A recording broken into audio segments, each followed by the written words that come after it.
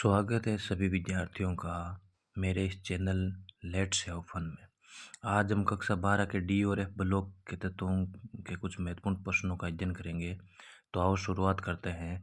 पहला क्वेश्चन है, आंतरिक संक्रमण तत्व किन को कहते हैं? तो विद्यार्थियों, एफ ब्लॉक के तत्वों को आंतरिक संक्रमण तत्व कहते हैं। दूसरा क्वेश्चन, एफ ब्लॉक के तत्वों का सामान्य इलेक्ट्रॉनिक विन्यास क्या होता है? तो जैसा कि आप जानते हैं N-2 F1 से 14 N-1 0 से 1 NS2। प्रथम संक्रमण श्रेणी के उन तत्वों के नाम बताइए जो केवल एक ही प्रकार की ऑक्सीकरण अवस्था दर्शाते हैं। तो इसका आंसर होगा स्केडियम और जिंक। स्केडियम +3 में और जिंक +2 में। संक्रमण तत्वों में किसका गलनांक न्यूनतम होता है? तो प्यारे विद्यार्थियों, हम सब जानते हैं कि मरकरी का गलनांक न्यूनतम होता है। और सबसे अधिकतम गलनांक वाला धातु तो टंगस्टन, क्योंकि आप जानते हो कि बल्ब का जो फिलामेंट होता है वो टंगस्टन का बना होता है। पराई यूरेनियम तत्व किसे कहते हैं? यूरेनियम जो कि 92 क्रमांक पे है, उसके बाद वाले सभी तत्व रेडियो सक्रिय होते हैं और कृत्रिम होते हैं, उन्हें पराई यूरेनियम तत्व कहते हैं। और ये अगेन प्रश्न आ गया, डी ब्लॉक है तो तुम किसका गलनांक न्यूनतम? तो मरकरी। प्रथम संक्रमण श्रेणी का कौन सा तत्व उच्चतम ऑक्सीकरण अवस्था दर्शाता है? तो इसका सीधा आंसर है मैग्नीज। निम्नलिखित में से कौन से आयन का जलीय विलयन रंगीन नहीं होगा?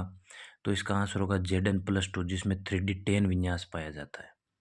प्रथम संक्रमण श्रेणी का कौन सा तत्व उच्चतम ऑक्सीकरण अवस्था दर्शाता है? तो मैग्नीज। निम्नलिखित में से कौन से आयन का जलीय विलयन रंगीन नहीं होता है? तो उसका Zn+2। निम्नलिखित में से किस आयन का चुंबकीय गुण अधिकतम होगा? तो वो होगा क्रोमियम +3। संक्रमण धातुओं का युग्म है ऑप्शन दे Au और कॉपर।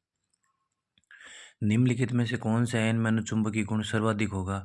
तो इसका आंसर होगा प्यारे विद्यार्थियों अनुचुंबकीय गुण में Mn+2 में, जिसमें D5 विन्यास होगा, यानी अयुग्मित इलेक्ट्रॉन हाईएस्ट संख्या में 5। सीरियम+4 के स्थायित्व का कारण है 4f0 विन्यास, यानी कि सीरियम+4 में 4f0 विन्यास आ जाने के कारण ये स्थायी अवस्था दर्शाता है +4 में। अगला क्वेश्चन है, 3D श्रेणी में स्केडियम से क्रोमियम तक कठोरता बढ़ती है, क्यों? तो इसका आंसर है कि अयुग्मित इलेक्ट्रॉनों की संख्या बढ़ती है विद्यार्थियों, क्योंकि आपको पता है कि अयुग्मित इलेक्ट्रॉन की संख्या ज़्यादा होगी तो धातु तत्व परमाणु आपस में बंधन में ज़्यादा भाग लेंगे, इसी कारण कठोरता भी बढ़ती जाती है। कौन से तत्व है कार्बोनिल के साथ बने संकुलों में शून्य ऑक्सीकरण अवस्था दर्शाते हैं? तो निकल और Fe। निकल टेट्रा कार्बोनिल निकल, पेंटा कार्बोनिल आयरन।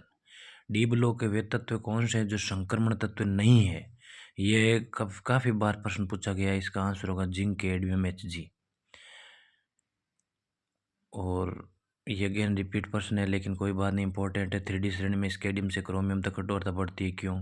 वो कि वही बात, अयुग्मित इलेक्ट्रॉनों की संख्या बढ़ने के कारण धात्विक बंध की प्रबलता बढ़ती है, इसी कारण कठोरता भी बढ़ती है।